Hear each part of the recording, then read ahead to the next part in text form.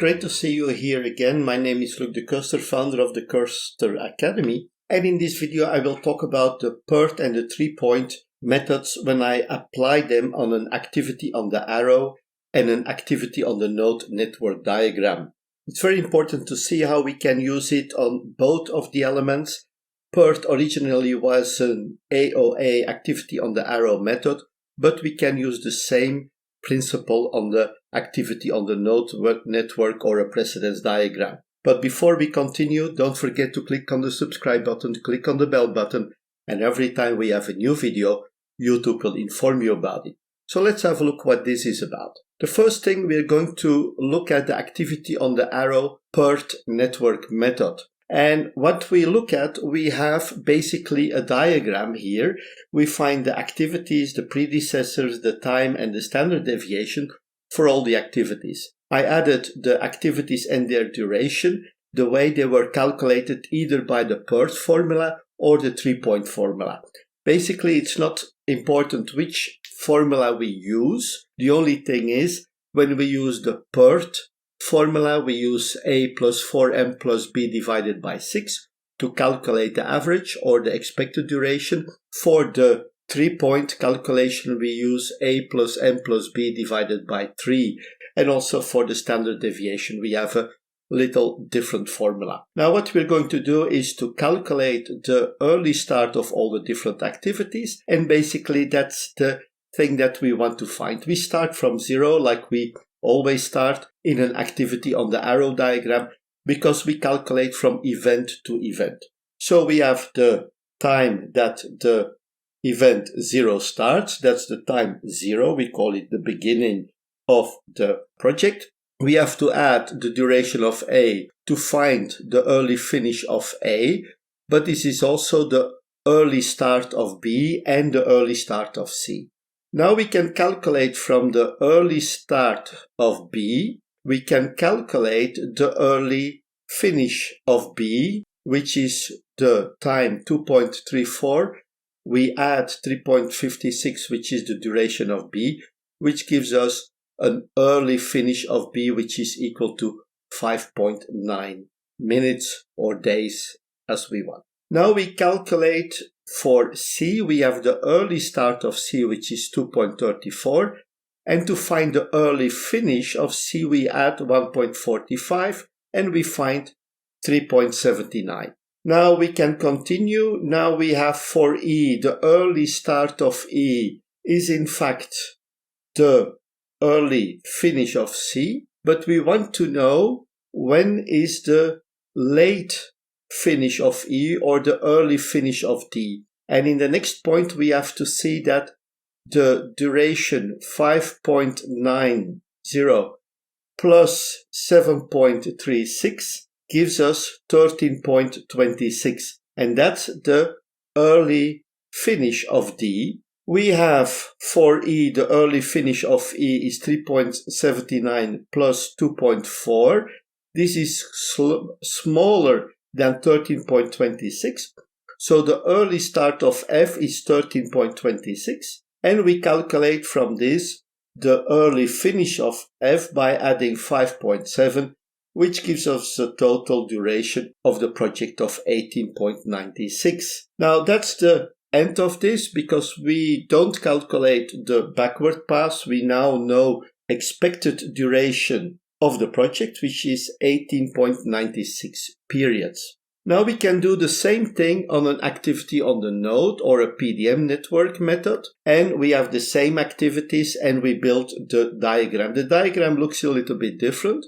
Here we have the activities with all the information about time, and the arrows just show us the relationship between the different activities. So we can build a network diagram based on the precedences, and this diagram is exactly the same as the diagram that we calculated before, or that we developed before when we had the activity on the arrow method. Now when we look at it, the forward pass, we start now from 0, not 0 faculty, but 0. And that's because we have those decimals. We cannot use the method counting the ordinal numbers. Here we have to really use the decimals to do the calculation. So for A starts at 0, finishes at 2.34, which means that B and C can start from the point 2.34. B will finish at 5.9, C will finish at 3.79, and E will start from 3.79. D will start from 5.90, and then we calculate that D will finish at 13.26 and E will finish at 16.19. Like we have two predecessors for activity F, and in the forward pass we take the highest, let's say the highest number, the predecessors with the highest finish time, which is in this case 3. So F can start when D and E are finished at time 13.26, and the end time is 18.96. So we have the same result as in the previous calculation, and now we have to do some other calculations. We now know the expected duration of the project, but we still want to have some more information. We want to find the expected duration of all the paths, and we also want to know the variance and the standard deviation of these paths. When we look at the paths, we have the path A, B, D, F, and the second path is A, C, E, F. Let's have a look how we do this calculation. So here we have the activities with the time, the standard deviation, and I also calculated the variance which is the square of the standard deviation. First we look at the path A, B, D, F, and these are the activities A, B, D, and F. We have for A 2.34, for B 3.56, for D 7.36, and for F 5.7. And we already know that this is the critical path. We've calculated it before. So when we add the durations of all these activities, we have 2.34 plus 3.56 plus 7.36 plus 5.7 is 18.96, which is in fact the duration of the path A, B, D, F, and that's also the duration of the project like we calculated in the previous slide. Now we do the same for the second path. We have A, C, E, F. A is 2.34, C is 1.45, E is 2.4, and F is 5.7. So when we calculate the duration of the path A, C, E, F, and we add those numbers, we find a duration of 11.98 periods. Now we can continue finding the variance of those different paths because we cannot add the standard deviation, but we can add the variance. So we have the first path A, B, D, and F. We look at the variance, and when we add the variance of the different activities, for A 0.3249, for B 1.440, for D 6.0025, and for F 3.062, which gives us a total variance of 10.8340. Now we do the same for the path ACEF. We have the activities ACEF now. We calculate the variance for A, that's the same, 0.3249. For C, we find 0.090. For E, we find 1.21. And for F, we find 3.0625. And the total variance in this case is 4.6874, which we find here in this new value in the table. So basically, these are the values that we have.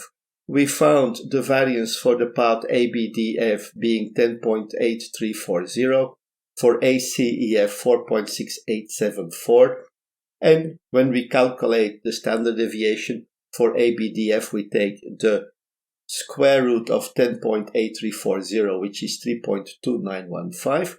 For the path ACEF, we find 2.1650.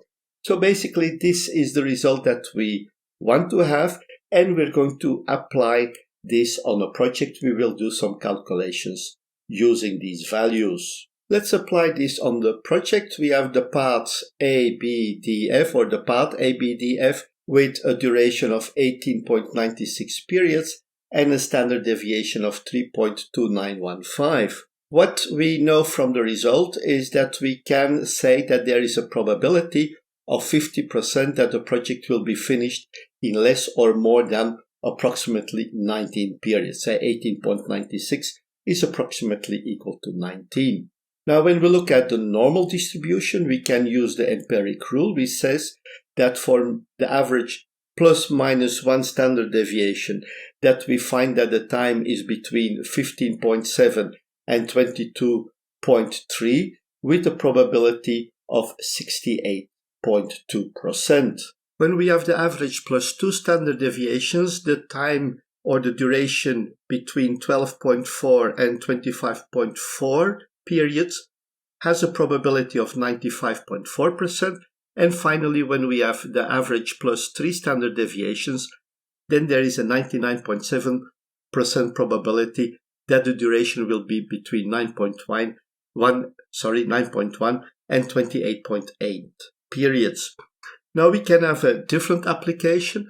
We look at the same project, of course, and we ask our question, what is the probability that the project will be finished in less than 22 periods? The first thing to do is to determine the Z value. And the Z value, if you remember well, is x minus the average divided by the standard deviation. And in this case, we find 22 minus 18.96 divided by 3.29 and 15. And this is equal to 0.9236. With this value, we can find with the normal distribution, we can calculate it using the distribution tables or the Excel embedded formulas, and we find that this corresponds with a probability of 82.22%. The next thing that we can do is to look at another typical example. What is the probability that the project will be completed between 18 and 23 periods? Now we calculate the Z value for 18 and for 23 periods, and now we see that Z1 for 18 periods is minus 0.2917 and Z2 is 1.2274. We can calculate the percentages and we find for Z1 that this is 38.53%, 38.53% that the project will finish in less than 18 periods, and for Z2 we find 89.02%, which is the probability that the project will finish in less than 23%. And to find the probability that the project will finish between 18 and 23 periods is then given by the difference of the percentages, which is equal to 50.49%. So these are the things that you can do once you have that information, once you have the expected duration and the standard deviation, and you can find these elements very easily using different formulas in Excel and different programs that will provide you that. That was all I wanted to say about this example. Now, before leaving, don't forget to click on the subscribe button, click on the bell button, and whenever we have a new video, YouTube will inform you about it. Thank you very much and bye-bye.